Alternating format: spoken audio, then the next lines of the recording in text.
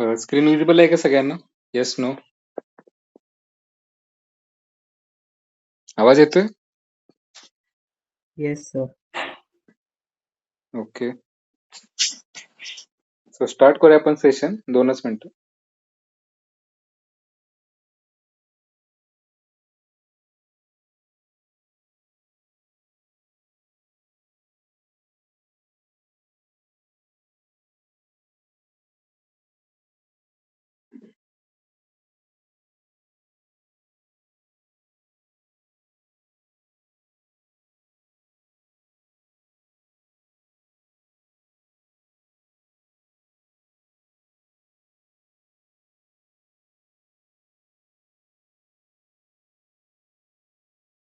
Okay, start करूया आपण. बाकी जॉईन होतील किंवा मी रेकॉर्डेड जे आहे ते शेअर करेन. फक्त रेकॉर्डेड मध्ये काय प्रॉब्लेम होतो लाईव्ह सेशनच्या, व्हिडिओ रेकॉर्ड होत नाही, ऑडिओ फक्त शेअर होईल. पण ठीक आहे, हे नोट्स आहेत सगळ्यांकडे, या इमेजेस शेअर केलेत मी ऑलरेडी. आवाज येतोय ना? एकदा कन्फर्म करा, मग आपण स्टार्ट करू. येस सर, येतोय आवाज. ओके, ठीक आहे. हे बघा, काल जे सांगितलं होतं तुम्हाला मी, व्हिडिओ जो शेअर केला होता, आता क्विज सगळ्यांनी अटेम्प्ट करा. भले तुम्हाला आन्सर करेक्ट माहित असेल नसेल, फक्त जे रॉंग होतील ना ते फक्त थोडंसं स्टार मार्क करून तुमच्या नोटबुक मध्ये लिहून ठेवा आणि ते नंतर रिवाइज करायचं. किंवा ते एमसीक्यू जे आहेत क्विजेस, त्यातल्या ज्या इम्पॉर्टंट गोष्टी आहेत त्या फक्त काही ठिकाणी म्हणजे सेपरेट एक छोटीशी नोटबुक बनवली आणि त्याच्यामध्ये जरी आन्सर लिहिले एका लाईन मध्ये, वन लाईनर टाईप, एक्झामला, फायनल एक्झामला फायदा होईल त्याचं. सो सगळ्यांनी ते डिसिप्लिन थोडंसं मेंटेन ठेवा. आणि तेच आहे की बाबा, ग्रुपमध्ये 70 जण आहेत या, तरी लाईव्ह लेक्चरला ऑलमोस्ट 20-30 जण जॉईन होतात. नंतर मी शेअर करतो, बट आता लाईव्ह जर जॉईन होत नसतील, एखाद दिवस ठीक आहे, काहीतरी अडचण असेल, बरं रोजच तसं असेल तर मला वाटतं सिरियसनेस कमी आहे. आणि हे सिरियस कॅन्डिडेटसाठी चांगली गोष्ट आहे ऍक्च्युली, कारण उत्साही सगळे असतात. जेव्हा 2 महिन्यापूर्वी मी सांगितलं होतं मे मध्ये की ऍडव्हर्टिजमेंट येणार आहे, तेव्हा एकदम सेकंड इयरचे पण आमचे काही जण जॉईन झाले होते ग्रुपमध्ये. त्यांना माहित नव्हतं एज क्रायटेरिया वगैरे, बट ऍडव्हर्टिजमेंट आली आता सुरू झाल्यात गोष्टी. तरी पण स्टार्टिंगला उत्साह असतो, कोणाचं तरी ऐकून वगैरे जॉईन करतात. शेवटपर्यंत जे राहतील ना, 27 सप्टेंबर पर्यंत, तेच फक्त क्वालिफाय होतील.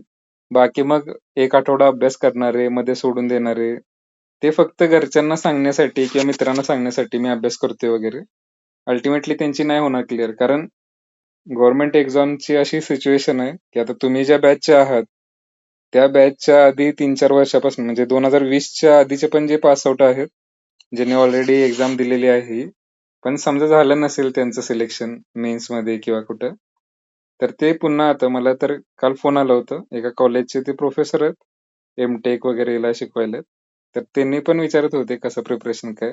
सो खूप सिनियर मंडळी असतात तुमच्यासोबत ज्यांचा खूप अभ्यास आहे प्रिलिमचा किंवा मेन्सचा. पण तुम्ही घाबरायची गरज नाही. लक्षात घ्या, कोणाचा किती अभ्यास असेल, काय तुम्हाला मार्क्स किती पाडायचे आणि त्यासाठी काय वाचलं पाहिजे, हे जर क्लिअर असेल तर कॉम्पिटिशन किती असू द्या, त्यांना काही फरक नाही पडत. कारण मी सांगितलं, आता फॉर एक्झाम्पल आणखी एक काय एक्झाम्पल आहे, असिस्टंट कमिशनरच्या जागा निघाल्यात मुंबई, ग्रुप बीच्या आहेत त्या. तिथं एकच जागा आहे ओपनची आणि 15,000 जणांनी फॉर्म भरलाय. समजते. सो कॉम्पिटिशन गव्हर्नमेंट एक्झामला इतकी आहे. कर निरीक्षकच्या आहेत, लेबर ऑफिसरच्या, त्याच्या पण 10 जागा असतील काहीतरी, फॉर्म 30,000 लोकांनी भरलाय. म्हणजे असं आहे, गव्हर्नमेंट जॉबची सिच्युएशन सगळीकडे असे.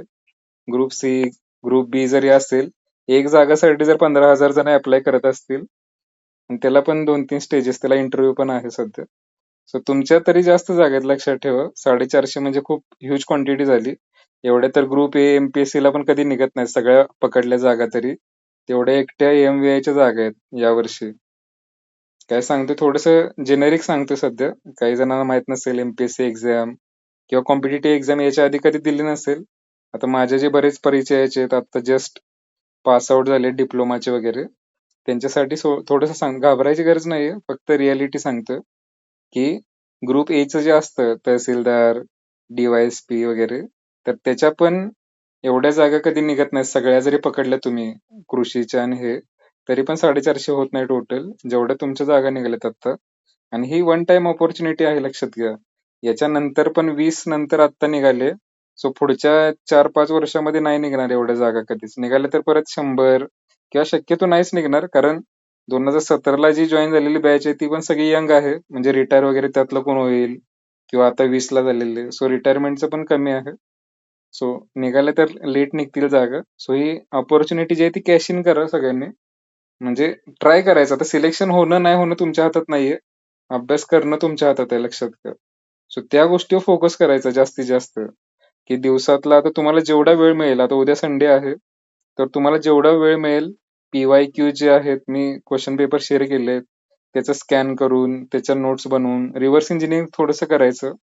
म्हणजे काय, आता समजा मी या नोट्स ज्या बनवल्या सगळ्या, त्या कसं केलं बेसिकली, जे क्वेश्चन्स होते आपले, ते इनपुट द्यायचे चॅट जीपीटीला आणि त्याच्यातनं सांगायचं की यातले की पॉइंट्स कोणते आहेत आणि त्याच्यावर डिटेल नोट्स वगैरे क्रिएट करा.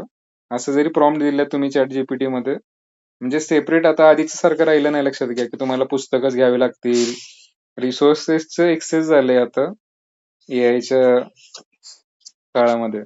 सो रिसोर्सेस भरपूर आहेत. एक्सक्युजेस कुणी आता द्यायला नको की माझ्याकडे पुस्तकच नाही, मला हे नाही ते नाही. मोबाईल आणि इंटरनेट असेल तर जगातल्या सगळ्या गोष्टी तुम्ही सर्च करू शकता, त्याच्यावर माहिती काढू शकता. सो ते चांगल्या प्रकारे जरा वापर करा. आणि टाइम जो आहे, आता जे सिरियस आहेत बाबा, खरंच ज्यांना करायचं आहे त्यांनी लक्षात ठेवा की आपल्याला पुढचे जे 3 महिने आहे, जसं तुम्ही तुमच्या कॉलेजच्या एक्झामसाठी करता, समजा एक्झाम असेल त्याच्या आधीचे 10-15 दिवस एकदम जास्त वेळ जसा करतो आपण अभ्यास, तसंच जर हे पुढचे 3 महिने तुम्ही जर केलं व्यवस्थित डिसिप्लिननं, तरच होईल. नाहीतर मग तेच आहे की प्रिलिमला कॉम्पिटिशन खूप जास्त आहे. म्हणजे जसं आता 450 जागा आहेत. आपण काल कॅल्क्युलेशन केलं होतं काहीतरी परवा दिवशी. 7,000 वगैरे सिलेक्ट होणार काहीतरी यामधून. हे 16-17 पट सिलेक्ट होतात याच्या, जेवढ्या जागा आहेत त्याच्या. सो त्यामध्ये तुम्हाला यायचंय. आणि मी जर सांगितलं की एका जागेसाठी जर 15,000 जण बसतात, सो ऑब्व्हियसली या जागेसाठी तर आणखी जास्त असेल कॉम्पिटिशन. 30-40 हजार पकडून चालला अप्लाय करणार आणि शेवटी त्यातले 40,000 400 जण सिलेक्ट होणार. सो राहिलेले 39,000 समथिंग रिजेक्ट होणार आहेत. सो तुम्ही फोकस सध्या या गोष्टी ठेवा की आपल्याला 50+ मार्क्स कसे पाडता येतील प्रिलिम मध्ये. आणि त्यासाठी जर सिरियसली करा. म्हणजे आता ते संख्या वगैरे जी आहे जॉईन होणाऱ्या मुलांची किंवा याची, ती थोडीशी कमी वाटते. सो जे सिरियस असतील त्यांच्यासाठी चांगलं साईन आहे पॉझिटिव्ह, जे रोज करतायत अभ्यास, की बाबा कॉम्पिटिशन नावाला असते, सिरियसनेस कमी असतो. आता रिझ्यूम करू आपण. हे मी काल तुम्हाला सांगितलं होतं बेसिक ज्या गोष्टी आहेत त्या. त्यानंतर हा जो पॉइंट्स आहे, मी काल शेअर केले होते एक इमेज, आणि याच्यावर 2 क्वेश्चन येणार असं मी गॅरंटेड सांगितलं होतं. येणार म्हणजे कसं, दरवर्षी येतात याच्यावर प्रश्न, ग्रुप ए पण असेल, तर शक्यता जास्त असते. तर आपण बघूया. आता हे पंचवार्षिक योजना म्हणजे काय बेसिकली लक्षात घ्या. जेव्हा भारत देश स्वतंत्र झाला आपला आणि प्रजासत्ताक झाला 1950ला, त्यानंतर आपल्या पुढे खूप समस्या होत्या की बाबा आपली शेती जी आहे ती व्यवस्थित नाहीये, शेतीचा कसा विकास करता येईल. मग त्यासाठी कॅनल बांधणे असेल, शेतकऱ्यांना काहीतरी कर्ज पुरवठा असेल. त्यानंतर इंडस्ट्रीज वगैरे डेव्हलप नव्हत्या, कारण ब्रिटिशांनी काय केलं होतं, सगळा कच्चा माल जो आहे भारतातून ते ब्रिटनमध्ये पाठवायचे आणि ब्रिटनमध्ये इंडस्ट्रीमध्ये बनवून फिनिश प्रोडक्ट इंडियात सेल करायचे ते. सो इंडियामधली जी इंडस्ट्री होती ती ऑलमोस्ट, जे गावाकडची जी इंडस्ट्री होती, डिस्ट्रॉय झाली होती. सो ती आपल्याला रिबिल्ड करायचं होतं फ्रॉम स्क्रॅच. आणि अशा बऱ्याच समस्या होत्या शिक्षणाशी रिलेटेड, बँका वगैरे नव्हत्या काही. सो असं पूर्ण भारताचा जर विकास करायचा असेल तर काही गोष्टी आपल्याला टप्प्याटप्प्यानं कराव्या लागणार होत्या. म्हणजे काही गोष्टी, मग त्यासाठी प्लॅनिंग केलं जायचं की पहिले 5 वर्षात काय करायचंय, परत पुढच्या 5 वर्षात, पुढच्या 5 वर्षात.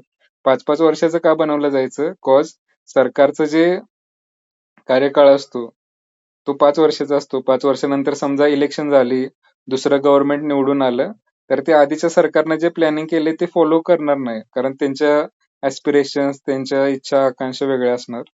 समजते. सो 5-5 वर्षाचे होते, पण कंटिन्युअस तसं नाही. लक्षात घ्या की 1950 पासून आता 2027-26 आहे समजा, तर 5-5-5-5 असे टप्पे नाहीत. काही वेळा आपली समजा भारत पाकिस्तान युद्ध झालं होतं, भारत चायना युद्ध झालं, किंवा 1991चं जे परिस्थिती आली होती आपली, तर त्यावेळेस काही काही वेळेस पॉज झाल्यात योजना किंवा वेगवेगळ्या योजना राबवल्यात.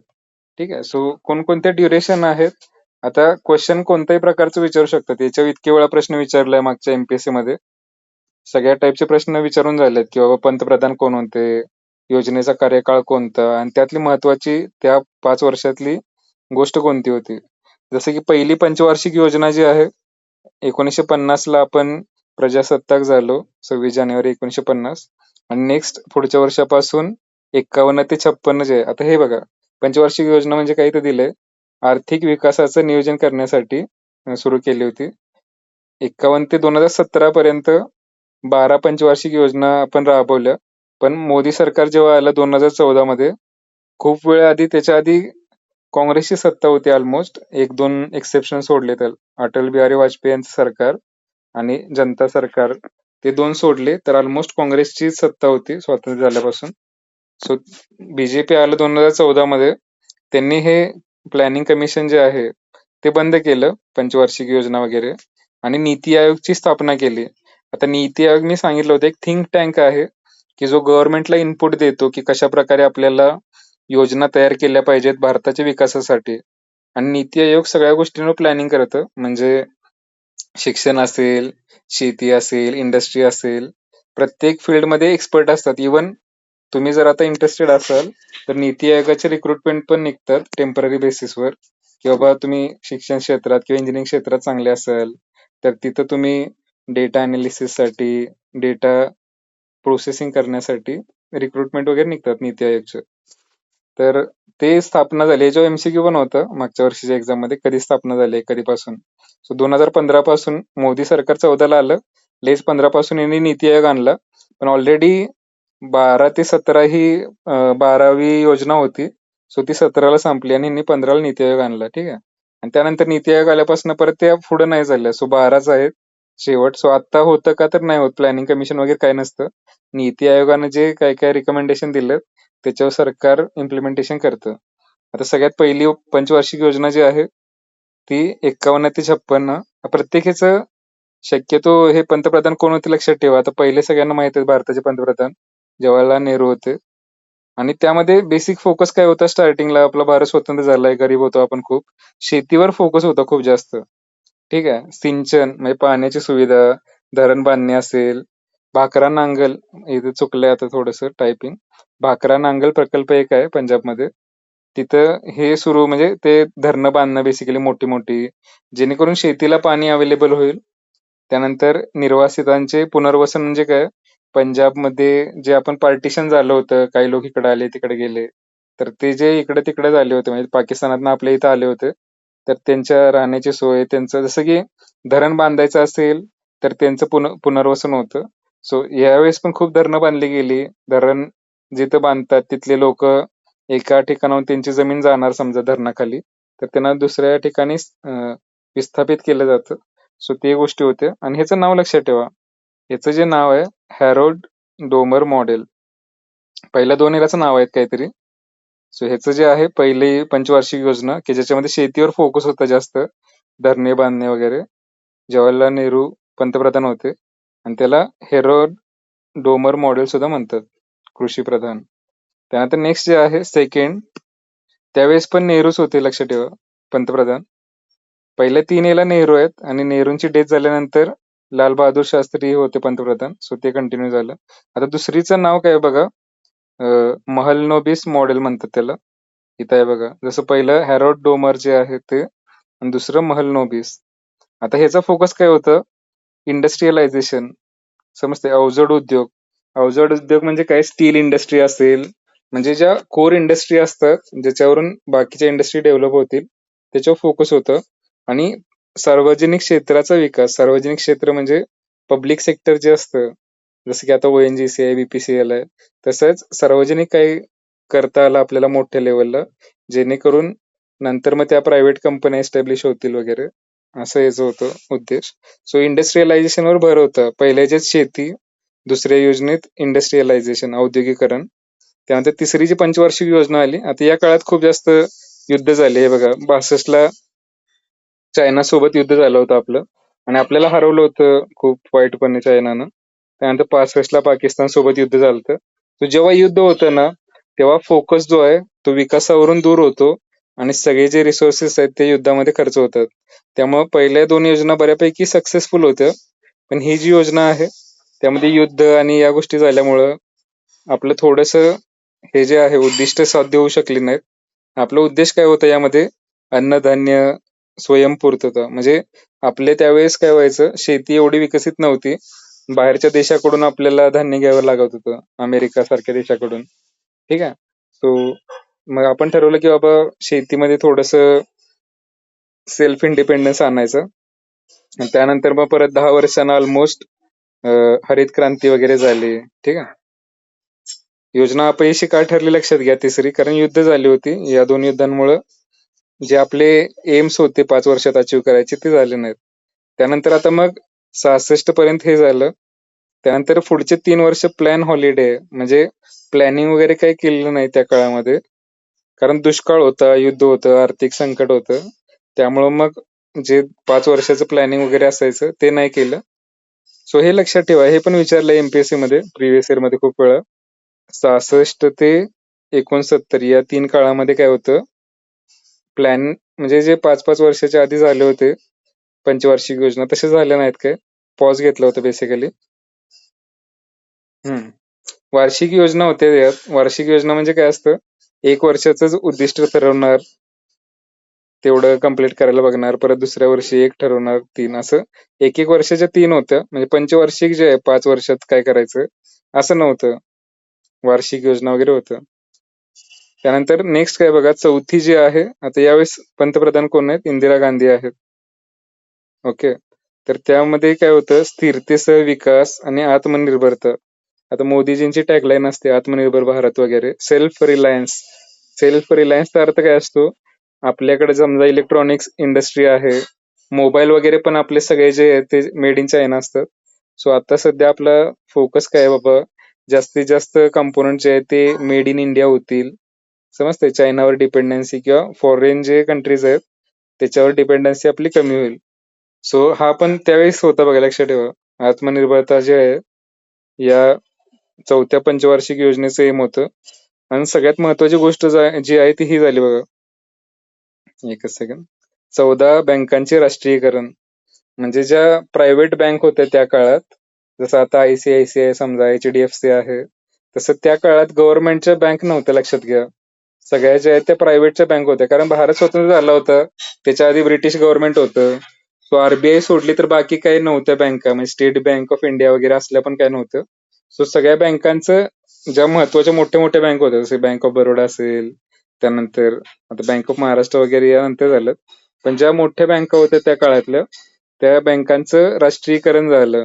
म्हणजे प्रायव्हेट त्याचा कंट्रोल काढून त्या सगळ्या बँका सरकारी केल्या, जेणेकरून लोकांना कर्ज, कारण प्रायव्हेट बँक असेल तर काय होतं, कर्ज जे आहे ते ठराविक लोकांनाच मिळणार, सर्वसामान्यांना मिळणार नाही. आणि त्यांचं थोडस म्हणजे पार्शलिटी टाईप असायचं. सो ते रिमूव्ह करणे आणि देशाला एक स्टॅबिलिटी मिळेल, कारण बँका असल्याशिवाय लोक पैसे जे आहेत ते सेव्हिंग करणार नाहीत, गुंतवणार नाहीत. यासाठी ही एकदम लक्षात ठेवा. विचारलंय खूप वेळा क्वेश्चन, कोणत्या योजनेमध्ये बँकांचं राष्ट्रीयकरण झालं किंवा किती साली झालं साधारणतः. सो 1969 मध्ये इंदिरा गांधीजींच्या काळामध्ये.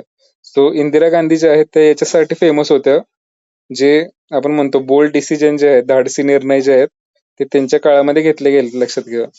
कारण बँकांचं राष्ट्रीयकरण करणं सोपं नाहीये, खूप जास्त विरोध वगैरे झालं, पण ही गोष्ट खूप महत्वाची झाली. त्यानंतर हरित क्रांतीला सुरुवात केली. हरित क्रांती म्हणजे आता स्वामीनाथन वगैरे ऐकले असतील तुम्ही. त्यानंतर म्हणजे हरित क्रांती म्हणजे काय, बेसिकली हाय यील्ड व्हरायटी, एक सेकंड, HYV, हाय यील्ड व्हरायटीच्या ज्या सीड होत्या, म्हणजे आता समजा तुम्ही जुन्या पद्धतीचं जर बियाणं वापरत असाल तर त्याच्यात दर हेक्टरी मिळणारं उत्पादन कमी असायचं आणि रोग वगैरे लागायचे. सो त्याच्यासाठी आपण काय केलं की हे सेंद्रिय बियाणे आणले, जेणेकरून उत्पादन आपलं वाढेल पर हेक्टर मध्ये. त्यानंतर फर्टिलायझर्स वगैरे थोडेसे इम्प्रूव्ह केले, जेणेकरून आपलं जे बाहेरच्या देशांवर खूप जास्त डिपेंडन्स होतं बेसिक गहू ज्वारी पासूनचा, तो थोडासा कमी झाला. भारतामध्ये कृषी जो आहे सेक्टर त्याला चालना मिळाली बेसिकली. सो हरित क्रांती याला म्हणतात. ह्याचा प्रश्न पण होता मला वाटतं 24 का 25 मध्ये, कधी झाली होती, साधारणतः 71 मध्ये झाली होती सुरुवात हरित क्रांतीला. त्यानंतर आता हे बघा, इथं 5वी योजना ऍक्च्युली इथं मिस आउट झाले या माइंड मॅप मध्ये. तर 4 नंतर 5वी जी योजना आहे 1975 पासून ते पुढं 79 पर्यंत. तर 5व्या योजनेचं मेन एम जे होतं गरिबी हटाव होतं. गरिबी हटाव.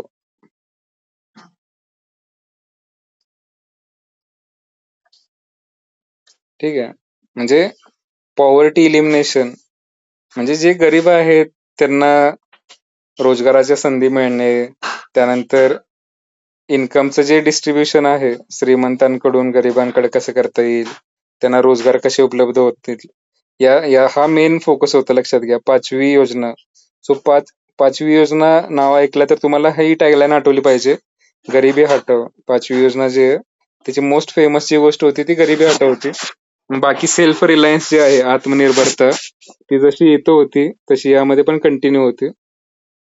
आता त्यानंतर काय झालं, आणीबाणी वगैरे आली होती 1975च्या वेळेस. ठीक आहे. म्हणजे थोडस उठाव वगैरे चालले होते जास्त, त्यामुळं मग आणीबाणी आणली. 42व घटना दुरुस्ती वगैरे आपण बघितलं होतं, ती आली. आणि मग काय झालं, यांचं सरकार जे आहे काँग्रेसचं ते पहिल्यांदाच डिफीट झालं सेंटरमध्ये, आणि मोरारजी देसाई जे आहेत ते पंतप्रधान झाले. कधी तर 1978 ते 80 या 3 वर्षाच्या काळामध्ये. आता यामध्ये काही, आता त्यांनी आधीच्या पंचवार्षिक जी योजना होत्या त्या राबवल्या नाहीत. एक एक वर्षाचे प्लॅन टाईप राबवले यांनी, त्याला रोलिंग प्लॅन म्हणतात. की त्यामध्ये आता लकडावाला हे नाव लक्षात ठेवा, की ज्यांनी ही संकल्पना मांडली, की जसं इथं होतं बघा प्लॅन हॉलिडे 66 ते 69, म्हणजे वार्षिक योजना होत्या तशा टाईप मध्ये, पण याचं नाव रोलिंग प्लॅन असं होतं. रोलिंग. 78 ते 80 हे पण लक्षात ठेवा, ड्युरेशन 78 ते 80. रोलिंग प्लॅन, वार्षिक टार्गेट होतं त्यामध्ये. लकडावाला समितीच्या शिफारसीनुसार जनता पक्षाने. ठीक आहे. आता हे असं नाव विचारली जात नाहीत कोणता पक्ष वगैरे काय. आणि परत 80ला यांचं सरकार संपलं, परत काँग्रेस आलं, मग यांचं बंद झालं.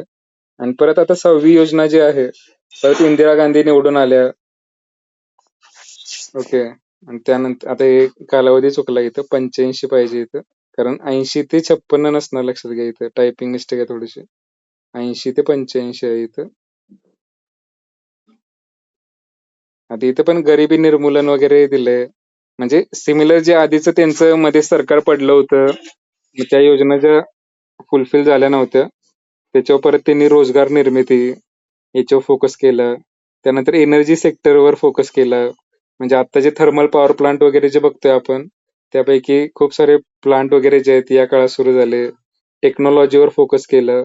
आणि या कालावधीत इंदिरा गांधीजींचं निधन पण झालं, त्यांची हत्या झाली बेसिकली. आणि परत राजीव गांधी जे होते त्यांचे सन, ते पंतप्रधान झाले 7वी योजनामध्ये 85 ते 90. आणि याचा फोकस काय होता, आता यामध्ये कम्प्युटर वगैरे जे म्हणतो आपण, त्याचा जो फोकस होता आय टी सेक्टरचं, त्यानंतर टेलिकॉम सेक्टर, म्हणजे आता मोबाईल वगैरे आले त्यावेळेसचे लँडलाईन वगैरे असायचे.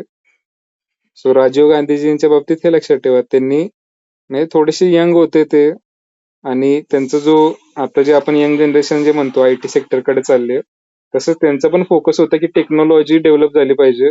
तर त्यांनी कम्प्युटरायझेशन, टेलिकॉम सेक्टर या गोष्टींवर फोकस केलं 7व्या पंचवार्षिक योजनेत.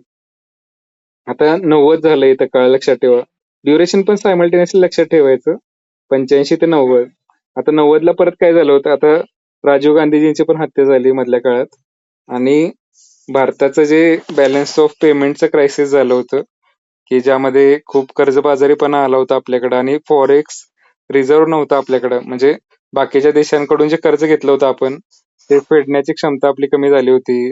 आणि आपण जे तेल विकत घेतो बाहेरच्या देशांकडून, कारण आपल्या देशात तेलाचे साठे खूप कमी आहेत, सो बाहेरच्या देशांकडून जे आपण तेल परचेस करायचो ते विकत घेण्यासाठी सुद्धा आपल्याकडे पैसे नव्हते त्यावेळेस शिल्लक, कारण आपलं तेवढं बॅलन्स ऑफ पेमेंटचं क्रायसिस झालं होतं.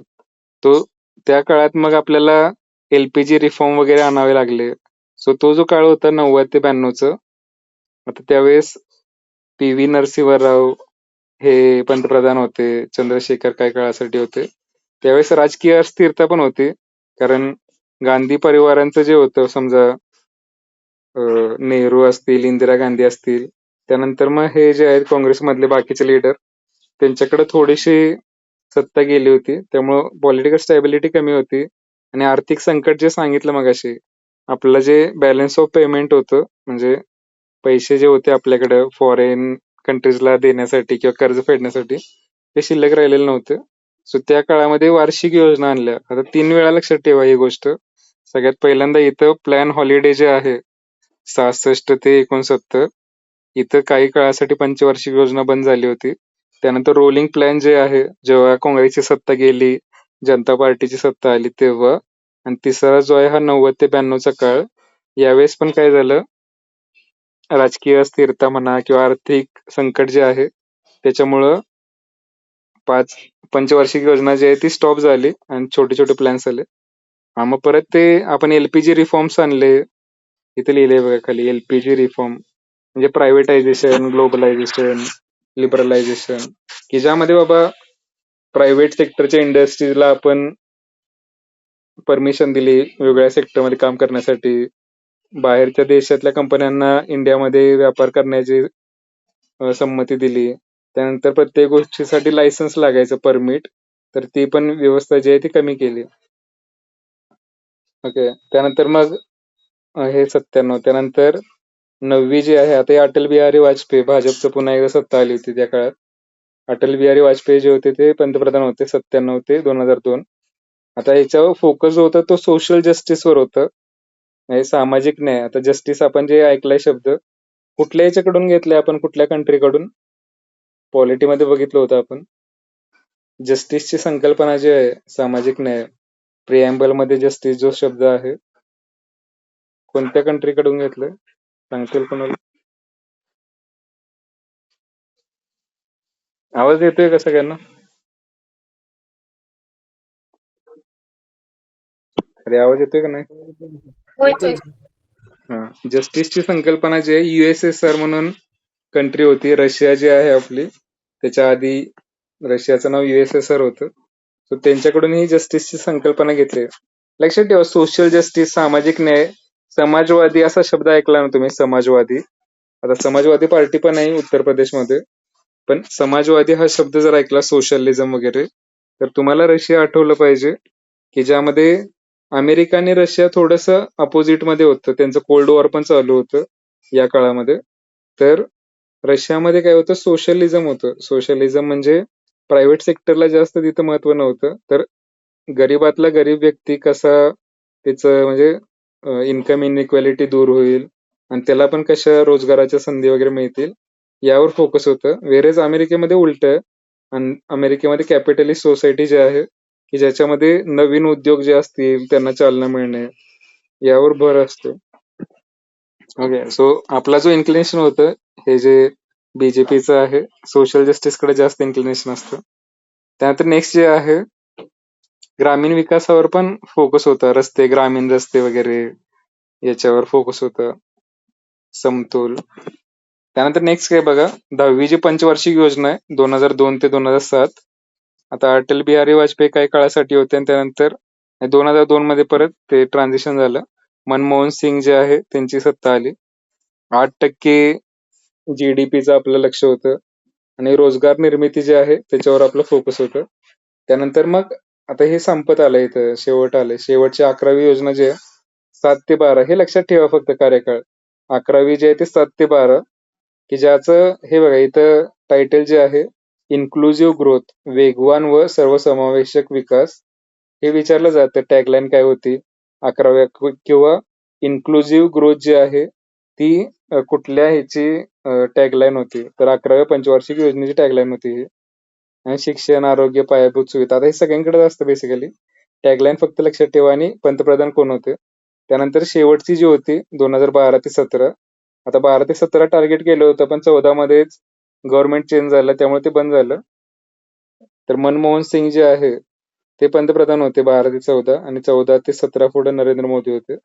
आता याचं एम लक्षात ठेवा काय आहे, किंवा टॅगलाईन जे आहे, फास्टर, मोर इन्क्लुझिव्ह, सस्टेनेबल ग्रोथ, म्हणजे वेगवान. आता वरती पण आहेत हे शब्द बघा दोन, वेगवान आणि सर्वसमावेशक आहे.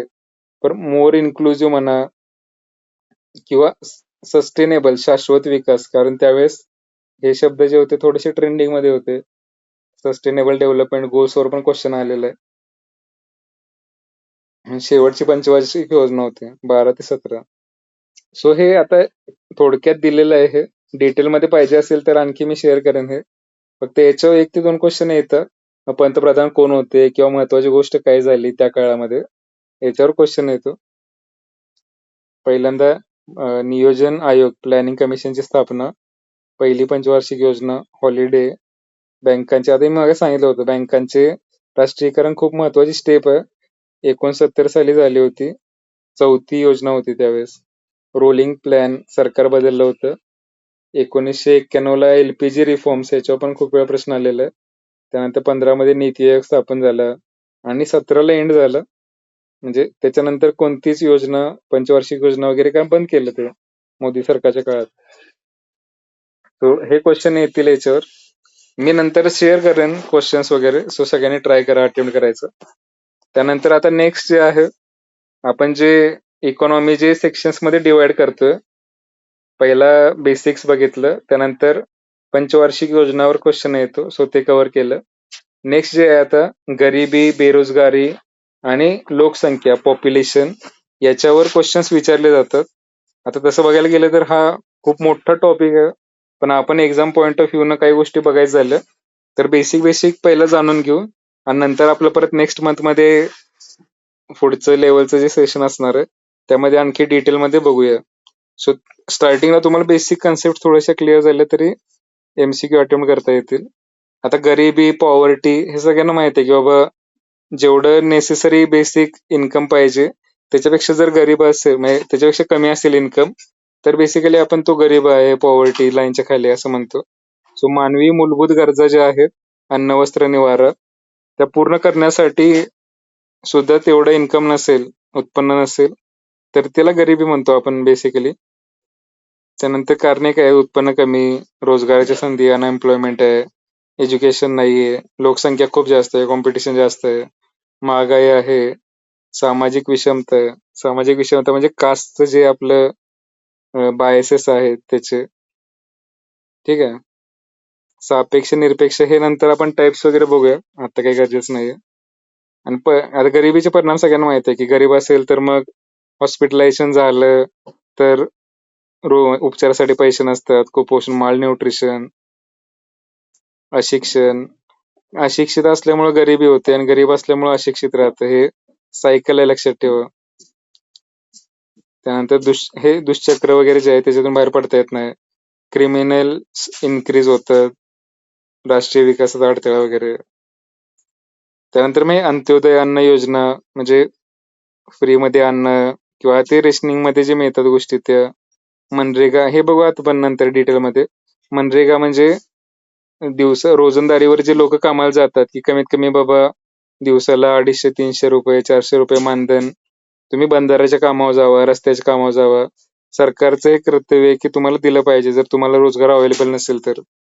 त्यानंतर PM आवास योजना घरासाठी असते. या सगळ्या स्कीम्स आपण नंतर बघूया. आता सेकंड जे आहे, गरिबी मापनसाठी ज्या समित्या स्थापन झाल्या होत्या. आता समिती म्हणजे काय असतं की आपल्याला आता समजा गरिबी दूर करायचे तर कोणते क्रायटेरिया लावले पाहिजेत एखाद्याला गरीब ठरवायचे, हे ठरवण्यासाठी समित्या स्थापन केल्या होत्या वेगवेगळ्या काळामध्ये. आणि त्यांनी काहीतरी निकष दिले की बाबा ही गोष्ट नसेल तर गरीब आहे हा, एवढं उत्पन्न नसेल तर गरीब आहे. ठीक आहे. सो सगळ्यात पहिली जी होती ती दांडेकर आणि रथ समिती होती 1971. आता हा जो कालावधी आहे तो इंदिरा गांधीजींचा आहे.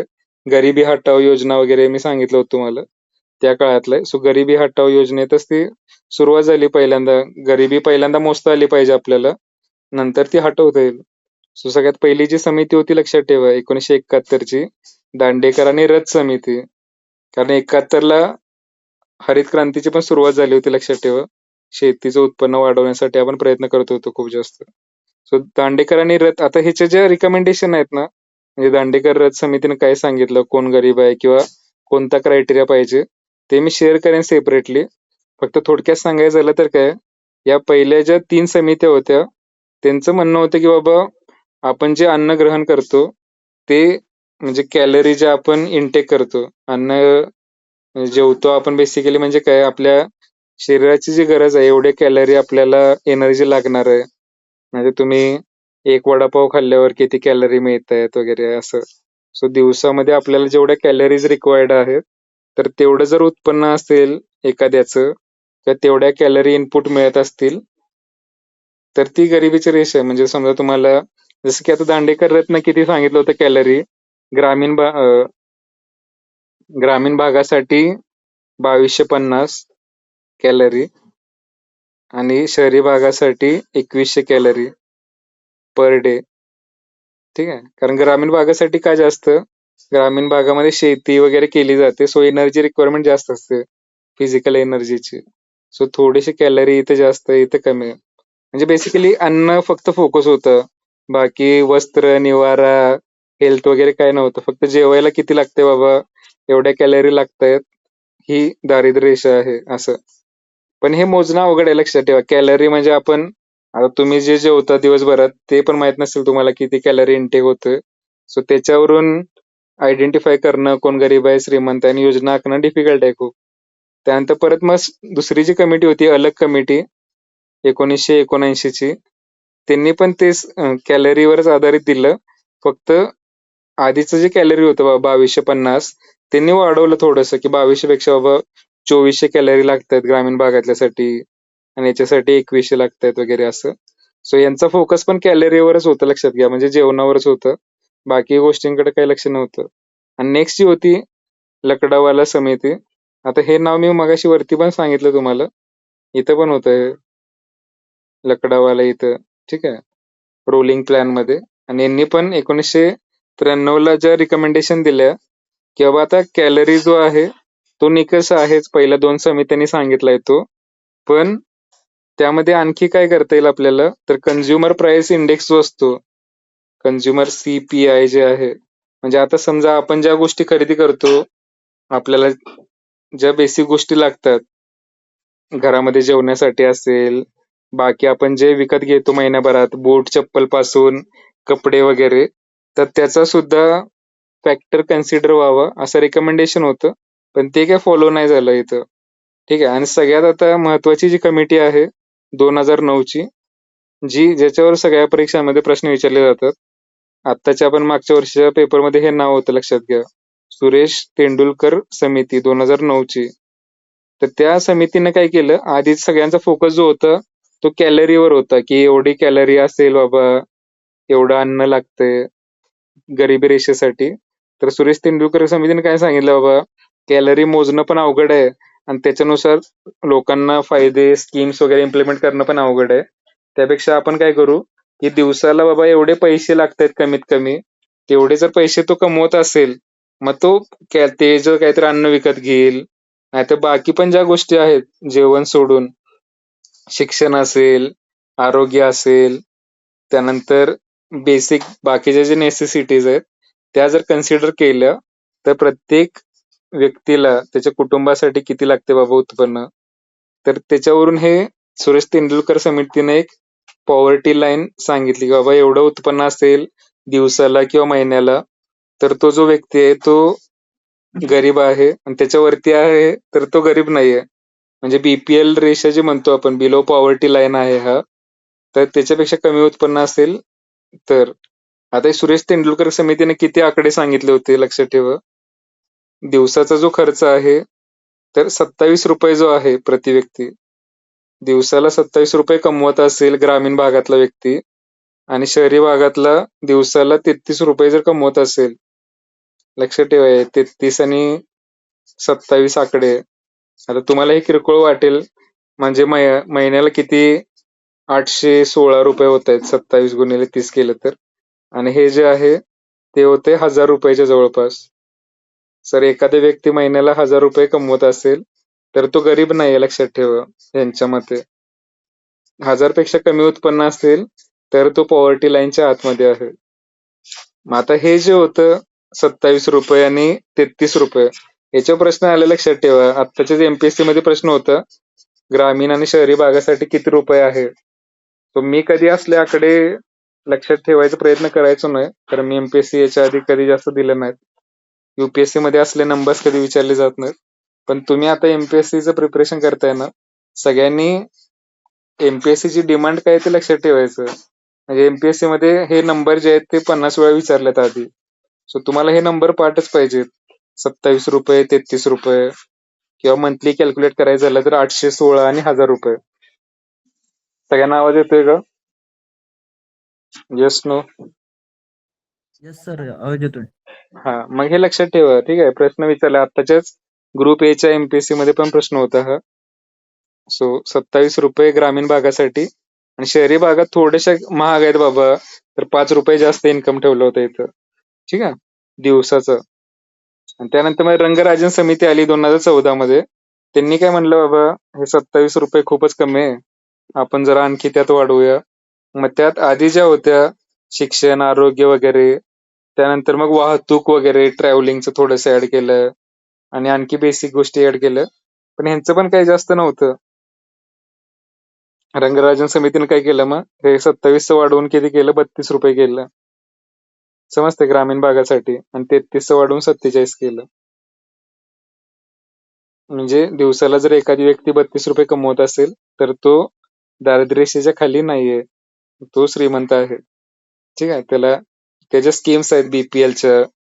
एवढं रेशनिंग मिळेल फ्री मध्ये महिन्याला, 1 किलो 5 किलो, ते काय मिळणार नाही. सो हे नंबर लक्षात ठेवा. तेंडुलकरनं 27-33 आणि रंगराजन समितीनं 32-47 एवढं रुपये प्रतिदिन कमवत असेल तर तो गरीब आहे, नाही तर गरीब नाहीये. पण हे आता आपण विचार केला समजा, लाडक्या बहिणीला पण ह्याच्यापेक्षा जास्त, आताची महागाई सोडा वेगळी आहे जास्त, तरी पण त्या काळात सुद्धा हे शिक्षण बिक्षण होण्यासारखे इनफ नव्हतं. म्हणजे एखाद्या व्यक्तीचं शिक्षण होईल कम्प्लीट किंवा काय, खूप अनरिअलिस्टिक होत्या या गोष्टी. कागदावर मांडायसाठी ठीक आहेत, बट लॉजिकल नव्हते. आणि त्यानंतर मग नीती आयोग आला 2015 मध्ये. मग त्यांनी, आता बाकीच्या जगामध्ये काय केलं जातं, मल्टी डायमेन्शनल पॉवर्टी इंडेक्स म्हणून एक कन्सेप्ट आहे. मल्टी डायमेन्शनल पॉवर्टी म्हणजे काय, शिक्षण त्यामध्ये कन्सिडर होतं, आरोग्य कन्सिडर होतं, आणि बाकी असे खूप सारे पॅरामीटर्स आहेत. म्हणजे घरात गॅस वापरतायत का नाहीत, कुठल्या टाईपचं, अजून त्यामध्ये बेसिक काही काही गोष्टी आहेत. 10-15 क्रायटेरिया आहेत त्याचे. ते मी नंतर सेपरेट सांगेन ग्लोबल इंडायसेस वगैरे बघताना. तर नीती आयोगानं पण हे म्हणलं की बाबा, नुसतं आपण उत्पन्न 50 रुपये 100 रुपये याच्या फोकस करण्यापेक्षा बाकी पण गोष्टी आहेत, शिक्षणाशी रिलेटेड असेल, त्यानंतर हेल्थशी रिलेटेड असेल, त्यामध्ये म्हणजे मॅटर्नल मॉर्टॅलिटी म्हणजे काय असतं बेसिकली, जेव्हा बाळाचा जन्म होतो, मग आई समजा मरण्याची शक्यता असते काही केसेसमध्ये, तर तो मृत्यू दर जो आहे तो कमी कसा करता येईल वगैरे, या सगळ्या गोष्टी कन्सिडर केल्या त्यामध्ये. पण ही 5 नावं ते लक्षात ठेवा आता सिक्वेन्शियली. एमपीएससी मध्ये काय करतात माहितीये का, चढत्या क्रमानं उतरत्या क्रमानं विचारतात की पहिला कुठली समिती होती, परत कोणती झाली, परत कोणती झाली, असे खूप वेळा क्वेश्चन आलेले आहेत. सो दांडेकर पहिला, त्यानंतर अलग, लकडावाला, तेंडुलकर, रंगराजन, या 5 आहेत. पहिल्या 3 कॅलरी फोकस होतं, नंतरच्या 2 जे आहेत ते पर डे इन्कम वर फोकस होतं त्यांचं. खाली दिलंय तिथं उपभोग खर्च, कॅलरी, मूलभूत मूलभूत गरजा, अन्न वस्त्र निवारा, मग नंतर आरोग्य, शिक्षण वगैरे. ओके, मी याच्याशी रिलेटेड आणखी एक सेपरेट स्लाइड शेअर करेन, त्याच्यामध्ये आकडे वगैरे दिलेले आहेत सगळे, ते नंतर वाचून घ्या.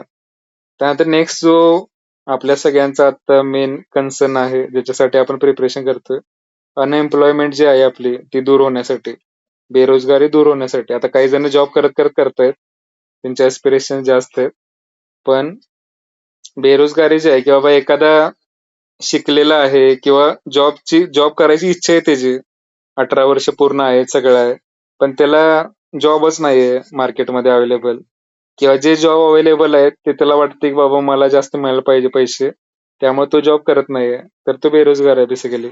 म्हणजे सगळे जे एमपीएससी ची प्रिपरेशन करतायत फुल टाइम आता विदाउट एनी जॉब, ते सगळे या कॅटेगरीत येतात, बेरोजगाराचं.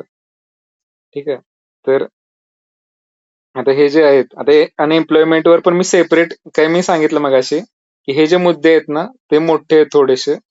आपण आता बेसिक मध्ये बघतोय, सो शॉर्ट मध्ये एवढंच बघितलंय. अनएम्प्लॉयमेंट वर 1 तास लेक्चर होईल, एवढे जास्त याचे छोटे छोटे टाइप्स वगैरे आहेत. पण ग्रुप सी च्या लेवलला जास्त विचारलं जात नाही. आता बेसिक फक्त इथं नावं ऐकून घ्या. त्यानंतर आपण हे डिटेलमध्ये बघूया.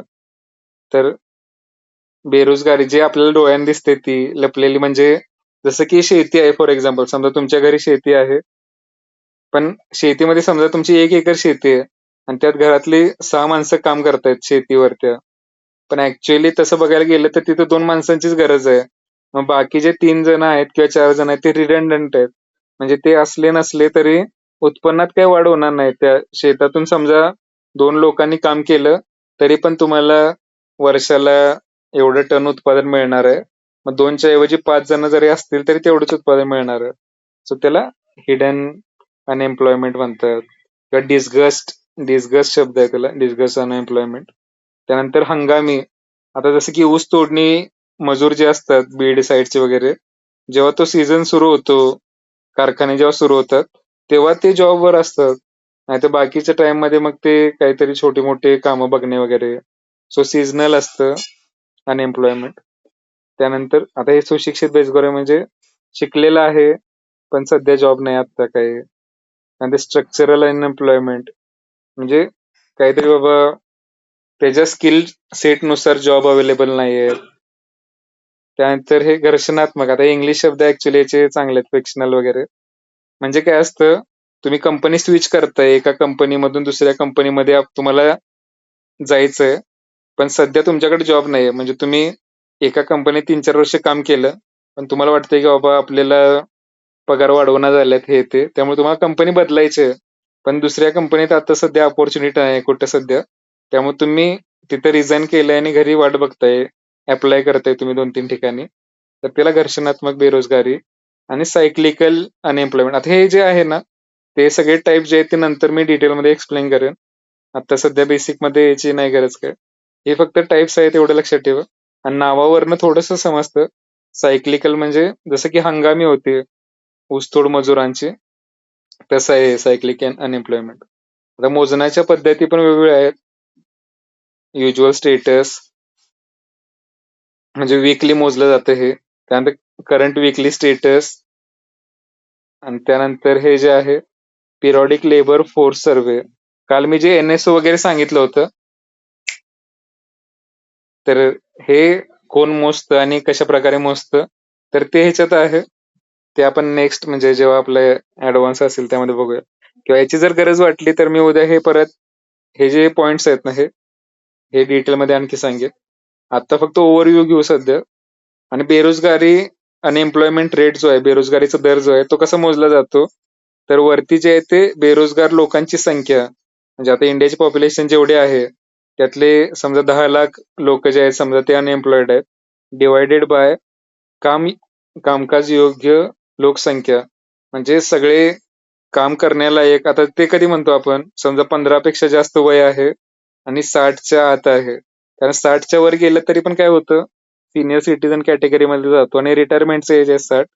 सो या एज मध्ये जे लोक आहेत की ज्यांना खरंच जॉब करायचा, आता काही लोकांना करायचा नसतो वगैरे, ती गोष्ट वेगळी, ऑलरेडी प्रॉपर्टी आहे. पण ज्यांना करायची इच्छा आहे, वर्कफोर्स म्हणतात त्यांना, सो त्यापैकी किती अनएम्प्लॉयड आहेत, तर त्याला हे बेरोजगारीचा दर म्हणतात. आणि 3-4 क्रायटेरिया आहेत वेगवेगळे हे बेरोजगारीचा दर मोजण्याचे, ते पण नंतर आपण डिटेलमध्ये बघूया. आता मग ही बेरोजगारी कमी करायची असेल तर मनरेगा स्कीम असते. म्हणजे तेच की गावात समजा तुम्ही आहात आणि तुमच्याकडे जॉब नाहीये काहीच, तर सरकारची जबाबदारी आहे तुम्हाला कमीत कमी एवढं दिवसाला 300 रुपये 200 रुपये याप्रमाणे रोजंदारीवर काम उपलब्ध करून देण्याची. जर त्यांनी नाही दिलं काम उपलब्ध करून, तर तुम्हाला घरबसल्या तेवढे पैसे मिळायला पाहिजेत, असा कायदा आहे मनरेगाचा. सो ते रस्त्याची कामं जे असतात किंवा विहीर खोदायची कामं आहेत, तलाव बांधायचा गावात वगैरे, त्यासाठी जे कामगार आहेत ते मनरेगाच्या अंतर्गत त्यांना जॉब मिळतो. त्यानंतर मुद्रा योजना, लोन मिळतं त्यामध्ये. त्यानंतर प्रधानमंत्री employment generation programme, stand up India, startup India, skill India, हे योजना आहेत सरकारच्या. कृषी विकास योजना, रोजगार हमी योजना, अशा वेगवेगळ्या योजना आहेत जेणेकरून बेरोजगार जे आहेत त्यांना जॉब मिळेल. या योजना सगळ्या बघणार आहोत आपण डिटेलमध्ये. आणि वरती जे हे टाइप्स आहेत अनएम्प्लॉयमेंटचे, मोजण्याच्या कंडिशन्स आणि कोणते फॅक्टर्स आहेत ते पण आपण बघू नंतर डिटेलमध्ये. आता सध्या तुम्हाला हे लक्षात पाहिजे की बाबा बेरोजगारीशी रिलेटेड काय काय गोष्टी आहेत. त्यानंतर हे काल परवाच्या लेक्चरमध्ये आपण बघितलं होतं, लोकसंख्या जी आहे पॉप्युलेशन त्याची जी ग्रोथ आहे ती कशा टप्प्याटप्प्यामध्ये होते.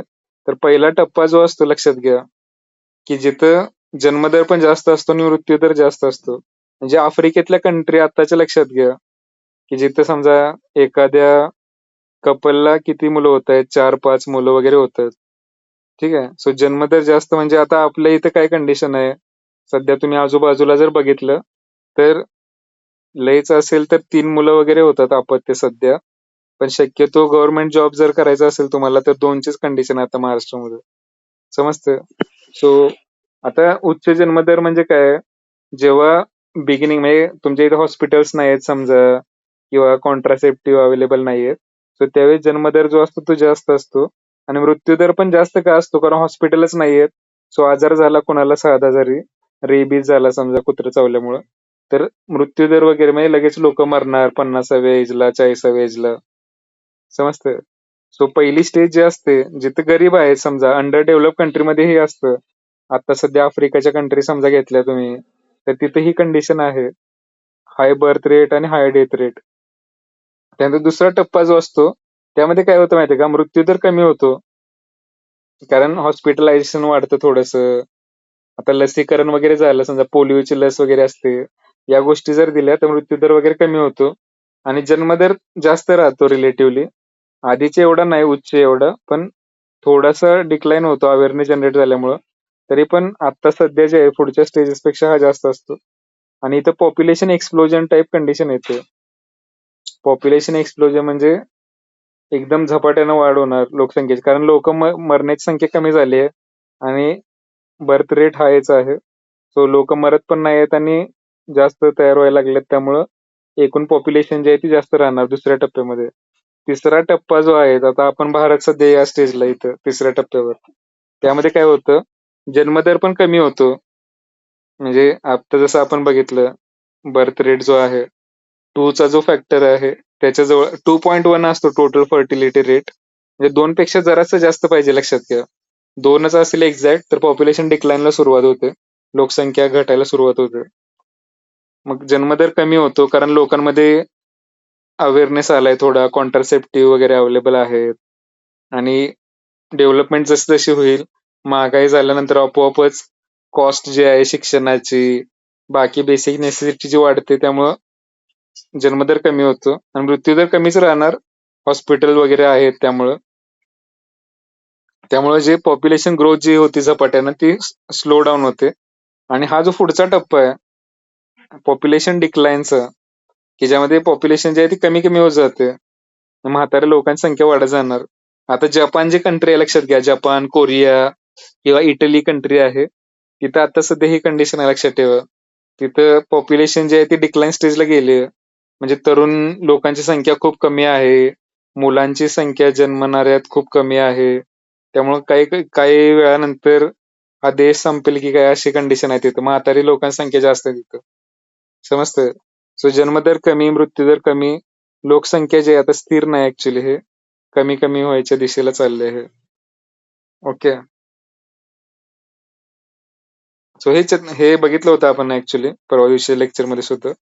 त्यानंतर मग हा जो मुद्दा होता राष्ट्रीय लोकसंख्या धोरण 2000 सालचं, की ज्यामध्ये आपल्याला पॉप्युलेशन कशी कंट्रोल करायचे, कुठले गोल अचीव्ह करायचे. तर त्यामध्ये काय होतं बेसिकली लोकांमध्ये जागरूकता निर्माण करायची, त्यानंतर कॉन्ट्रासेप्टिव्हज वगैरे अवेलेबल करायचे आणि लहान मुलं जी असतात त्यांच्या आरोग्यावर कारण कसं असतं जन्मल्या काहीतरी आजार होऊन मरण्याची शक्यता जास्त असते. सो त्यासाठी मग ते लसी वगैरे खूप असतात लक्षात घ्या आपल्याकडे जन्मल्यानंतर कुठली, 1 आठवड्यानं कुठली, 1 महिन्यानं, 3 महिन्यानं. त्यानंतर पोलिओचे डोस असतात. समजतंय? सो इम्युनायझेशन जे आहे तर ते आणि आईच्या तब्येतीकडे पण काळजी कारण मग त्या काळात थोडंसं आपली इम्युनी सिस्टम वीक झालेली असते आणि डेथ रेट होण्याची म्हणजे डेथ होण्याची शक्यता जास्त असते. सो हे उद्दिष्ट होतं लक्षात घ्या. सो यासाठी खूप साऱ्या म्हणजे स्कीम्स पण आहेत गव्हर्नमेंटच्या. हे शॉर्ट टर्म गोल होतं 2000 ते 2005 लगेच अचीव्ह करायचं. त्यानंतर मीडियम टाईपचं म्हणजे 2000 पासून ते 10 पर्यंत टोटल फर्टिलिटी रेट जो आहे तो 2.1 हा आकडा लक्षात ठेवा सगळ्यांनी. 2.1 म्हणजे आपण जे म्हणतो आता सध्या हम दो हमारे दो वगैरे 2 मुलं जन्माला घालायचे. सो तो जो आकडा आहे टोटल फर्टिलिटी रेटचा, की एखादी स्त्री तिच्या काळामध्ये म्हणजे जे फर्टिलिटीचं एज आहे, रिप्रोडक्टिव्ह एज आहे, त्याच्यामध्ये किती मुलांना जन्म देऊ शकते. तर तो जो आकडा आहे, आता हा 2.1 मुलाला जन्म देणे वगैरे असं नसतं. तर ॲव्हरेज जे काढतो आपण भारतातले सगळ्यांचं वगैरे, तर हा जो आकडा आहे तो 2 पेक्षा जास्त असायला पाहिजे. 2 असेल तर मग त्यातलं एकाची डेथ झाली किंवा काय, तर नंतर मग पॉप्युलेशन जे आहे ते इन्क्रीज होण्याच्या ऐवजी डिक्रीज होऊ शकते. 2.1 असेल तर स्टेबल राहते पॉप्युलेशन. यासाठी टोटल फर्टिलिटी रेट मी काय सांगितलं सोप्या शब्दात, एखादी स्त्री जी आहे तिच्या फर्टाईल एज मध्ये किती मुलांना जन्म देऊ शकते याला टोटल फर्टिलिटी रेट म्हणतात. 2.1 असायला पाहिजे. काय हे सारखं सांगतोय मी, युपीएससीच्या 2024च्या पेपरमध्ये हा क्वेश्चन आला होता. किती पाहिजे आणि काय असतो टोटल फर्टिलिटी रेट. त्यानंतर शिशु मृत्यू दर कमी करणे, हे चिल्ड्रन जे असतात चाइल्ड डेथ वगैरे ते कमी करणे आणि लिंग गुणोत्तर सुधारणा, म्हणजे आपण जे बघितलं होतं कुठले राज्य चांगले आहेत कुठले कमी आहे, याच्यावर क्विज पण मी शेअर केली होती. सेक्स रेशो जो आहे महाराष्ट्राचा किती आहे, सेक्स रेशो म्हणजे काय असतं, दर 1000 पुरुषांमागे किती स्त्रिया आहेत. आणि चाइल्ड सेक्स रेशो म्हणजे 0 ते 6 वयोगटातली जी मुलं आहेत त्यामध्ये मुलांची संख्या किती आहे, मुलींची संख्या किती आहे. तर ते आपण हे जो क्वेश्चन असतो दरवर्षी लक्षात घ्या. प्रत्येक राज्याचे बघितले होते आपण, टॉपचे 3 कोणते आहेत, बॉटमचे 3 कोणते आहेत. महाराष्ट्रातले जिल्हे पण बघितले होते, पहिले 3 कोणते आहेत, शेवटचे 3 कोणते आहेत. सो याच्यावर क्वेश्चन असतो. आणि लॉंग टर्म म्हणजे पॉप्युलेशन स्टॅबिलिटी, त्यानंतर हेल्थ, एज्युकेशन, एन्व्हायरमेंट वगैरे याचं. आणि त्याचे अध्यक्ष कोण असतात, 2000चं जे होतं आपली पॉप्युलेशन पॉलिसी, अटल बिहारी वाजपेयी होते तेव्हा पंतप्रधान, तर ते अध्यक्ष असतील याचे. ठीक आहे. त्यानंतर आहे 3.5 झालं लोकसंख्या धोरण. 3.6 मध्ये काय बघा, जनगणना आता 2026 मध्ये चालू आहे, लक्षात घ्या. आयडियली दर 10 वर्षांना व्हायला पाहिजे, म्हणजे 2011ला झाली होती, 2021 मध्ये व्हायला पाहिजे होती, पण का झाली नाही 2021 मध्ये. कोरोना आलेला. 2020ला कोरोना आला होता आणि 21 मध्ये दुसरी लाट तिसरी लाट असं चालू होतं. सो त्यामुळे ते खूप जास्त एक्सटेंड झालं. आता हे बघा, जनगणना होते कशासाठी, जेणेकरून लोकांचं काय स्टेटस आहे बाबा, लोकसंख्या किती आहे, या कास्टमध्ये. आता कास्ट सेन्सस वगैरे होत नाही शक्यतो आपल्या इकडे व्यवस्थित, किंवा त्याचा जो डेटा आहे तो रिव्हील केला जात नाही. पण गरीब लोकांची संख्या किती आहे, पुरुषांची संख्या किती आहे, स्त्रियांची संख्या किती आहे, ग्रामीण किती, शहरी किती, या सगळ्या गोष्टी ज्या आहेत, शिक्षण किती झालंय, काय झालंय, हे सगळं आपल्याला सेन्सस मधनं समजतं. आणि त्याच्यावरूनच आपल्याला पॉलिसी डिसिजन जे आहेत ते करता येतात. म्हणजे जर तुम्हाला हेच माहित नसेल की बाबा शिक्षण किती झालंय लोकांचं, किंवा किती बेरोजगार आहेत, किंवा किती ग्रामीण भागात राहतात, किती शहरी भागात राहतात, या सगळ्या गोष्टी जर माहित नाही, घरात किती मुलं आहेत किती मुले आहेत, हे जर माहित नसेल तर तुम्ही त्यांच्यासाठी योजना काय बनवू शकत नाही. महिलांसाठी बनवायची योजना का पुरुषांसाठी, ग्रामीण भागातल्यांसाठी काय बनवायची, कुठल्या क्षेत्राशी बनवायची. सो सेन्ससचा जो डेटा असतो ना, तो खूप महत्वाचा असतो. त्याच्यावरूनच योजना बनवल्या जातात सरकारच्या सगळ्या. ठीक आहे. आता सध्या सुरू आहे त्यामुळे याच्यावर क्वेश्चन येणार सेन्ससवर गॅरंटेड. पहिली कधी झाली होती बघा, 1872ला. आता कोण होतं त्यावेळेस व्हाईसरॉय. Lord Mayo. हा, हे लक्षात ठेवा नाव. लॉर्ड मेयो जो होता, लिबरेटर ऑफ प्रेस वगैरे पण म्हणतात त्याला, सो तो होता. त्यानंतर हा 72ला सुरू केलंय ना, पण व्यवस्थित झाला नाही, पूर्ण सगळा किरकोळ होता हा. त्यानंतर सगळा जो आहे नियमित जो आहे तो 81ला सुरू झाला. त्यावेळेस कोण होतं, सगळ्यात चांगला जो आहे रिपन. रिपननं काय केलं होतं, खूप साऱ्या चांगल्या गोष्टी केल्या. व्हर्नॅक्युलर प्रेस ऍक्ट रिमूव्ह केलता. त्यानंतर स्थानिक स्वराज्य संस्था जे आहेत, आता जे ग्रामपंचायत वगैरे जे म्हणतो आपण, त्याची सुरुवात वगैरे ह्यानं केली होती रिपन. सो रिपन चांगला माणूस आहे. लिटन नंतर आला होता, लिटन खराब होता याच्या आधीचा, त्याच्यानंतर रिपन आला होता. सो इल्बर्ट बिल्ड कॉन्ट्रोवर्सी वगैरे झाली होती. ओके, आता हिस्ट्रीचा आता तुम्हाला 1 महिना झाला ऑलमोस्ट. सो हे लक्षात ठेवा. त्यावेळेस पण मी सांगितलं होतं महत्वाचं आहे सेन्ससच्या दृष्टीनं. आणि आता मग दर 10 वर्षांनी व्हायला पाहिजे, पण कोविडमुळे झाला नाही. त्यामुळे आता सध्या जो एक्झाम मध्ये डेटा आपण सांगतोय ना सध्या आता, की बाबा हे जिल्हा सगळ्यात कमी साक्षरता आहे, हे जास्त आहे, हे सगळं कुठल्या डेटावर सांगतोय 2011च्या सेन्ससच्या. ओके. मग हे आता 2011 सेन्ससचं तर मी शेअर केलं ऑलरेडी स्लाइड सगळ्या. काय महत्वाचं आहे भारताची आपली जिओग्राफी जेव्हा बघितली आपण, त्यामध्ये शेवटच्या 2 स्लाइड ज्या होत्या पॉप्युलेशन आणि सेक्स रेशिओ होतं. आणि आपण महाराष्ट्राचं स्पेसिफिक बघितलेलं आहे ऑलरेडी. ओके. लिटरसी साक्षरता, चाइल्ड सेक्स रेशिओ, डेन्सिटी, हे पॅरामीटर्स हे 5 लक्षात ठेवायचे. एमपीएससी मध्ये क्वेश्चन आला या 5 पैकी कोणतेही विचारतात पॅरामीटर, की सगळ्यात जास्त लोकसंख्येची घनता असणारं राज्य कोणतं आहे, कमी कोणतं आहे, महाराष्ट्रातला कोणता जिल्हा सगळ्यात टॉपचे 3 आहेत, बॉटमचे 3 आहेत, किंवा कोणतेही 3 जिल्हे देतात, चढत्या क्रमानं उतरत्या क्रमानं लावा.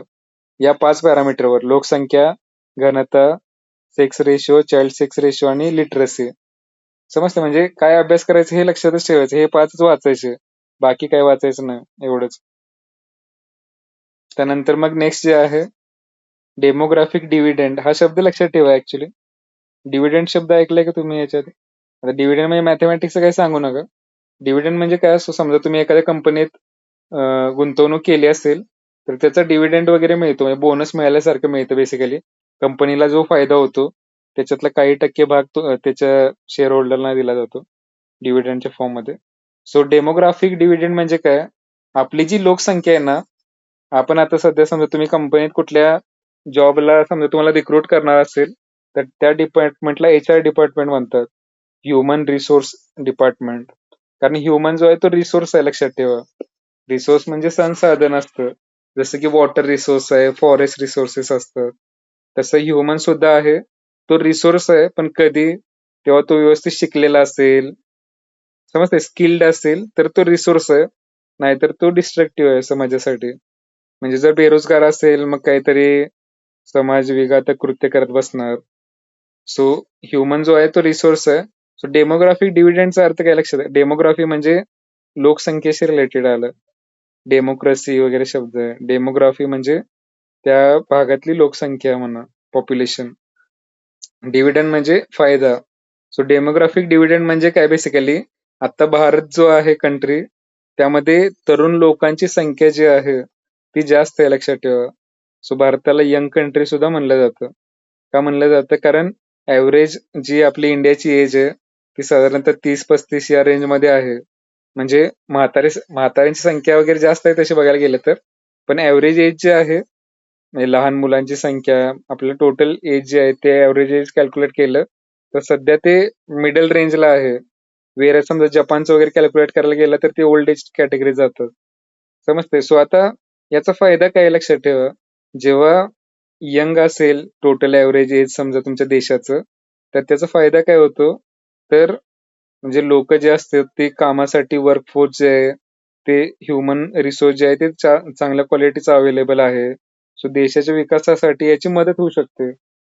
म्हातारी माणसं असतील खूप जास्त, किंवा 15 वयाच्या आतली जर जास्त पॉप्युलेशन असतील तर काय होतं, ते डिपेंडेंट असतात घरच्यांच्यावर, म्हणजे मोठ्या माणसांवर. वर्किंग एजची पॉप्युलेशन कुठून पकडली जाते, साधारणतः 15 ते 59, कारण 60ला रिटायर होतात. आणि 15च्या आतमध्ये असेल तर तो 8वीला आहे सध्या समजा आता. सो 8वीला आहे म्हणजे त्याच्याकडे काही जास्त नॉलेज नाहीये, किंवा त्याचं एज पण जास्त नाही काम करण्यासारखं. सो 15 ते 59 जे एज आहे वर्किंग पॉप्युलेशनचं, याची लोकसंख्या इंडियामध्ये सगळ्यात जास्त आहे आताच्या कंडिशनला. आणि ही संधी आहे भारताला, म्हणजे आपण जे म्हणतो बाबा महासत्ता बनायचंय आपल्याला, ग्लोबल पॉवर वगैरे, हे कोणत्या बेसिसवर आपण क्लेम करतो, आपली सध्याची इंडियाची जी डेमोग्राफिक डिव्हिडंड आहे, युथची संख्या आहे ती जास्त आहे. त्याचं जर व्यवस्थितपणे आपण प्लॅनिंग केलं, एज्युकेशन मध्ये इन्व्हेस्ट केलं, रिसर्च मध्ये इन्व्हेस्ट केलं, तर ते भविष्यात आपली ती ऍसेट मध्ये कन्वर्ट होणार, प्रगतीमध्ये. ठीक आहे. सो हे फक्त हा शब्द लक्षात ठेवा, डेमोग्राफिक डिव्हिडंड कुठे शब्द आला, याचा अर्थ हा आहे, तरुण पॉप्युलेशन जास्त आहे त्यामुळे आपल्याला भविष्यात संधी आहे मोठी लीड करायची जगाला. आपले ऍव्हरेज एज जे आहे ते दिले 2020 ते 50च्या काळामध्ये 20 ते 30च्या रेंज मध्ये राहण्याची संधी आहे. पण चॅलेंजेस काय काय आहेत आपल्या समोर. नुसतं यंग पॉप्युलेशन असून उपयोग नाही, पण ते स्किल्ड पाहिजे. नाहीतर काहीच येत नाही कोणाला, नुसतंच गेम बेम हे ते. सो काही उपयोग नाही त्याचा. त्यानंतर मग शिक्षणाच्या सोयी पाहिजेत, हेल्थचे इन्फ्रास्ट्रक्चर पाहिजे, एम्प्लॉयमेंट पण पाहिजे त्यांना. सगळे येते पण जॉबच नाहीये. सो ते पण काही उपयोगच नाहीये. ओके. मग लास्टला हे दिलंय बेसिक काय काय गोष्टी आहेत या. आता पुढचा जो सेक्शन आहे तो बँकिंग रिलेटेड आहे. पण हे आपण आता उद्या बघूया जरा. आज काय सांगितलं ते समजलं का? Yes no. Yes sir. हे बघा, याच्यात लक्षात काय ठेवायचं, या 5 कमिट्या खूप महत्वाच्या आहेत. मी आता एमपीएससीचं आपण परवा जो डिस्कस केला पेपर 2025चा, त्यामध्ये पण या कमिट्या विचारल्या होत्या. याची फक्त नाव विचारलं होतं की दारिद्र्याशी किंवा गरिबीशी रिलेटेड कुठल्या समित्या आहेत, आणि या 2 होत्या, तेंडुलकर आणि रंगराजन. समजतंय? सो ही 5 नावं डोक्यात असतील तुमच्या, दांडेकर, अलग, लकडावाला, तेंडुलकर आणि रंगराजन, तर याचा चढत्या क्रमानं उतरत्या क्रमानं जर विचारला सिक्वेन्स तरी तो येईल. आणि पहिल्या तिघांचं कॅलरीवर फोकस होता आणि दोघांनी परत ते बाकीच्या गोष्टी पण कन्सिडर करा वगैरे असं सांगितलं, तर हे लक्षात राहील. मग बाकी आता जे सांगितलंय मी सध्या, पॉवर्टी किंवा अनएम्प्लॉयमेंटचं मी परत सेशन घेईन डिटेलमध्ये. डिफरंट टाईपचे अनएम्प्लॉयमेंट कुठले कुठले आहेत. आता हे ऍक्च्युली ग्रुप सीच्या लेवलला एवढे जास्त डिटेलमध्ये जात नाही बरं का. पण तुम्हाला जर जास्त माहित असेल तर मग कन्फ्युजन कमी राहतं. नाहीतर तेवढंच असेल तर मनात डाऊट राहतो थोडासा की बरोबर आहे का चूक आहे वगैरे. सो ट्राय करू आपण जेवढं डीप मध्ये जाता येईल. पण अननेसेसरीली जे विचारलं जात नाही त्याच्या डीप मध्ये नाही जायचं. हे विचारलं जातं अनएम्प्लॉयमेंट, थोडंसं बघू आपण. हे सोपं पण आहे, एवढं काही अवघड नाहीये.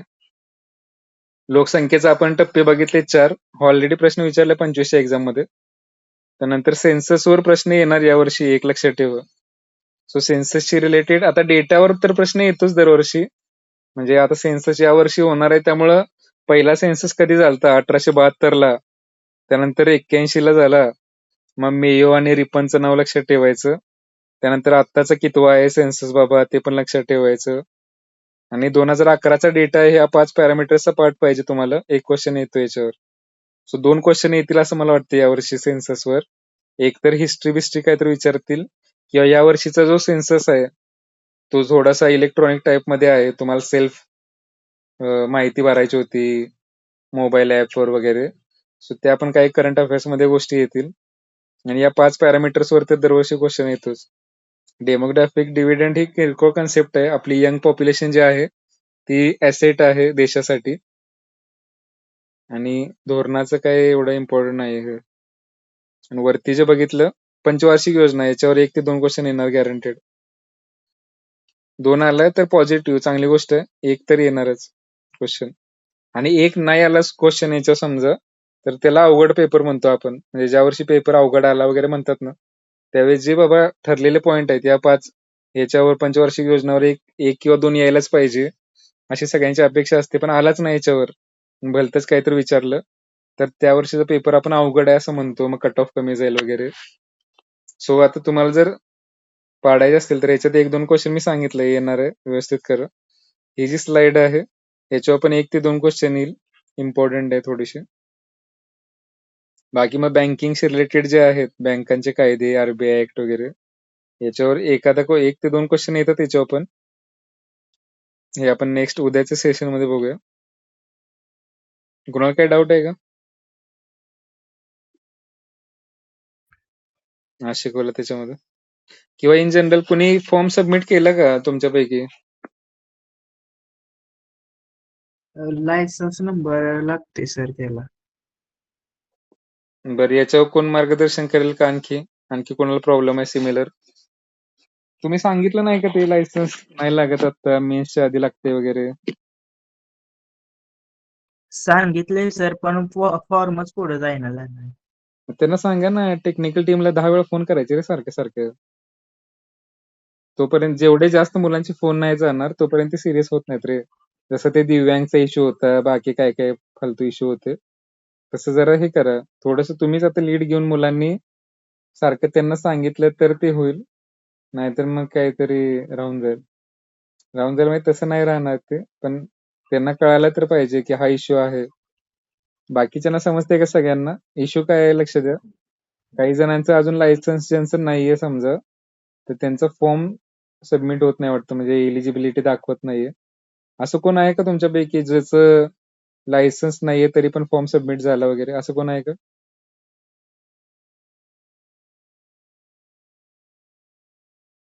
अरे बाकीच्याने कोणी भरलाय का नाही फॉर्म? किती जणांनी भरलाय? सर मी भरलाय पण ते लास्टला राहिले ना माझं ते डॉक्युमेंट येतं एनसीएल टाकले की 2 दिवसात येणार आहे. तर भरणं ते सबमिट करायचं आहे फक्त लास्टला मला मग ते एक अनलॉक करून फक्त ते टाकून. तुझ्याकडे लायसन्स आहे का? हो लायसन आहे ना माझ्याकडं. बरं ठीक आहे. असं कोण आहे का ज्याच्याकडे लायसन नाही आणि फॉर्म भरलाय असं सबमिट झालंय असं कोण आहे का? मुलींमध्ये असण्याची शक्यता जास्त. मुलींचं लायसन नसतात विदाउट गिअरचं, विथ गिअरचं, सॉरी विथ गिअर आणि फोर व्हीलरचं. बरं ज्याने काही केलं नसेल ना, नाहीतर नुसतंच हे फॉर्मचं कसं तुम्ही एवढं गाफील राहता की काय ना मला. पहिल्या दिवशी लोक आल्या भरून टाकतात फॉर्म. तुम्ही ऑलमोस्ट आता 10 दिवस होतील. सर पण जोपर्यंत लायसनला येस करत नाही तिथून पुढे जातच नाही फॉर्म. मग तेच ना, मी तेच विचारतोय ना, काय इश्यू आहे. मग तुम्ही ते फोन केला का त्या नंबरवर? सर हेल्पलाईन नंबरवर कॉल केलेला पण ते बोलतायत की तुम्ही लायसन नंबर टाकल्याशिवाय फॉर्म पुढे जाणार नाही असं बोलतायत. मग त्यांना सांगणार आहे की बाबा ते हे असं असं आहे, चुकीचं आहे हे. हो त्यांना सांगितलं होतं की जाहिरातमध्ये दिलंय की मुख्य परीक्षेपर्यंत लायसन भेटलं तरी चालेल पण ते तसंच बोलतायत सर. काय मग आता मग तू जरा भेट ना, तू लोकल कार्यकर्त्याला कुठल्या तर, त्याला फोन करून झापायला सांग जरा. तुमची भाषा लय सॉफ्ट पडत असेल त्यामुळे ते सिरियस होत नसतील. दुसऱ्या कोणाला तर फोन लावून जरा हे कर. हा सर. नाही काय आता आता मी डायरेक्टली काय करू शकत नाही कारण मी काय परीक्षार्थी नाहीये. मी तरी फोन केला होता परवा दिवशी पण 2 वेळेस त्यांचा बिझी लागला, काही उचललाच नाही कोणी समोरच्यानं. तर ठीक आहे, मी आता उद्या सुट्टी आहे, सोमवारी मी पण ट्राय करेन. पण तुम्ही सगळ्यांनी फोन केल्याशिवाय हे होणार नाही, लक्षात घ्या. नाहीतर मग अशीच राहून जाईल बिनकामा शेवटच्या दिवसापर्यंत. सगळ्यांनी 4 वेळा फोन करायचं, तोच डाऊट सांगायचं. मग त्यांना लक्षात येईल की बाबा चुकतंय काहीतरी आणि हे जोपर्यंत तुम्ही करणार नाही स्वतःहून तोपर्यंत नाही होणार हे. सो ज्यांचं काही जण निवांत असतील ज्यांचं लायसन्स आहे वगैरे, सो तेच होत राहतं. मायनॉरिटी मध्ये जे असतील की ज्यांचं लायसन नाही किंवा 1 नाही 2 नाही काही तर किरकोळ आहे, तर त्यांचे जे इश्यू आहेत त्यांनी स्वतःहून लीड घेऊन जरा बाकीच्यांना जागृत करून फोन करून काय केलं तर होईल. म्हणजे ते आता हे तर रूल प्रमाणेच आहे. एजचं तर काही करू शकत नाही आपण स्वतः, कारण एजचा क्रायटेरिया चेंज होण्यासाठी ते मंत्रालयातनं पारित व्हावं लागतं. सो ती गोष्ट होणे म्हणजे जरा मोठी गोष्ट. पण तुमचं जे आहे ते किरकोळ इश्यू आहे ऍक्च्युली, तो सॉल्व्ह व्हायला पाहिजे. पण त्यात तेच की किती जणांचं नाही. आता काही जण आधीपासून तयारी करतायत, त्यांनी काढून ठेवलंय लायसन्स. पण जे बाबा नवीन आहेत आता यावर्षी पास आउट झाले आहेत किंवा काय, त्यांच्याकडे नसणार आहे लायसन्स वगैरे काय, सो त्यांनी जरा स्वतःहून फोन करून हे केलं तर होईल. सो बाकी आणखी काही काही इश्यू येत आहेत ना, जरा उद्याचा दिवस सुट्टी आहे सगळ्यांना, फॉर्म सगळा फिल करा आणि शेवटपर्यंत येताना काय अडचण येते का वगैरे चेकआउट करा. नाहीतर मग शेवटीपर्यंत तुम्ही बसला, उद्या आहे लास्ट डेट, आज भरतो आणि आज लक्षात आलं अरे हेच नाही आपल्याकडे, कास्टच नाहीये ओपन, मग ते प्रॉब्लेम होतात. सो आतापासून भरायला घ्या, माहिती तर भरा बेसिक सगळी. आणि मी जसं सांगितलं ज्यांचं लायसन्स नाहीये ना, त्यांनी फोन करून दबाव क्रिएट करा. दबाव म्हणजे त्यांनी करायला पाहिजे ऍक्च्युली. आता काय म्हणताय ते मी एकदा सोमवारी फोन करतो. तुम्ही पण तुमचा इश्यू आहे हा, तर मग थोडस हे करा. हो सर. ओके ठीक आहे, चालेल मग. ठीक आहे, एंड केलं तरी चालेल सगळ्यांना, कोणाचं काय डाऊट नसेल तर.